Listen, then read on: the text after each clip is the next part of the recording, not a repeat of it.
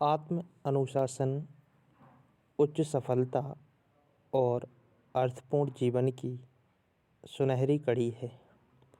अनुशासन हमसे वह करवाता है जिन्हें हम दिल से जानते हैं कि हमें क्या करना चाहिए, पर हमारा मन उन्हें करने नहीं देता। आत्म अनुशासन के बिना ना आपके लक्ष्य स्पष्ट हो पाएंगे, ना आप समय का उपयुक्त तरीके से प्रयोग कर पाएंगे, न लोगों से अच्छा व्यवहार कर पाएंगे, न मुसीबत के पलों का सामना कर पाएंगे। जब मैं बड़ा हो रहा था तो मेरे पिता ने मुझसे कुछ ऐसा कहा जो मैं कभी नहीं भूल सकता। बेटा, तुम जब पैदा हुए तो तुम रोए, जबकि पूरी दुनिया ने जश्न मनाया। अपना जीवन ऐसे जियो कि तुम्हारी मौत पर पूरी दुनिया रोए, जबकि तुम जश्न मनाओ। हम उस काल में जी रहे हैं जहां हम जीवन का अर्थ भूल गए हैं। हम इंसान को चंद्रमा पर भेज रहे हैं, पर हमारे लिए सड़क पार करके अपने पड़ोसी से मिलना मुश्किल हो रहा है।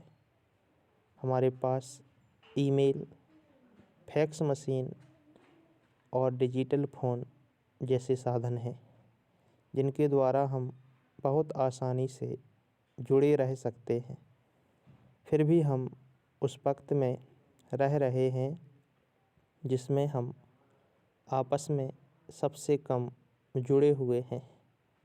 मेरे अनुसार अगर आप एक दिन में एक भी इंसान के चेहरे पर मुस्कान ला सकें या किसी अजनबी को प्रोत्साहित कर सकें तो आपका जीवन उपयोगी है।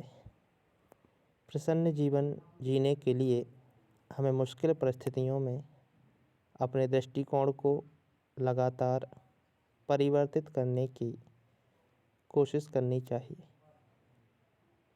दुनिया की सबसे बड़ी गलतफहमी है कि कोई यह मान ले कि मेरे काम मैं ही कर सकता हूँ, मुझे किसी दूसरे के सहयोग की ज़रूरत नहीं है।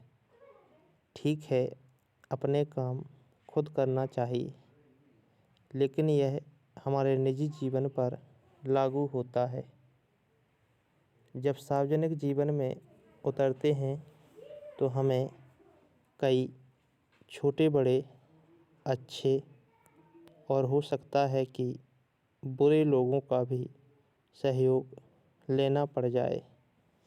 जीवन एक दूसरे के सहयोग से चलता है। श्री राम ने अपने विजय अभियान में वानरों का सहयोग लिया था। कोई सोच भी नहीं सकता कि रावण जैसी महाशक्ति से संघर्ष में वानरों का भी उपयोग हो सकता है। इसलिए जब राम आभार प्रदर्शन कर रहे थे तो वानरों ने टिप्पणी की, सुन प्रभु वचन लाज हम मरहीं, मसक कहूँ खगपति हित करहीं। देखि राम रुख बानर रीछा, प्रेम मगन नहीं ग्रह के इच्छा।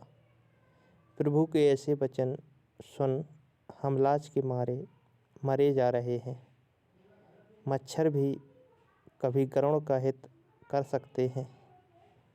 राम का रुख देख सारे बानर भालू प्रेम मग्न हो गए।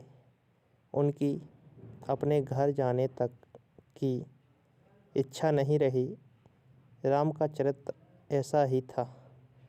कोई कितना ही छोटा हो, वे उसे अपने समान मानकर जोड़ लेते थे। जीवन में जब हमसे छोटे, चाहे वे उम्र में हों, ओहदे में हों, ऐसे काम के लोग मिलें तो सबसे पहले उन्हें सम्मान दीजिए, समानता दीजिए और फिर उनका सहयोग लीजिए। तब जाकर अपनेपन का ऐसा वातावरण बन पाता है।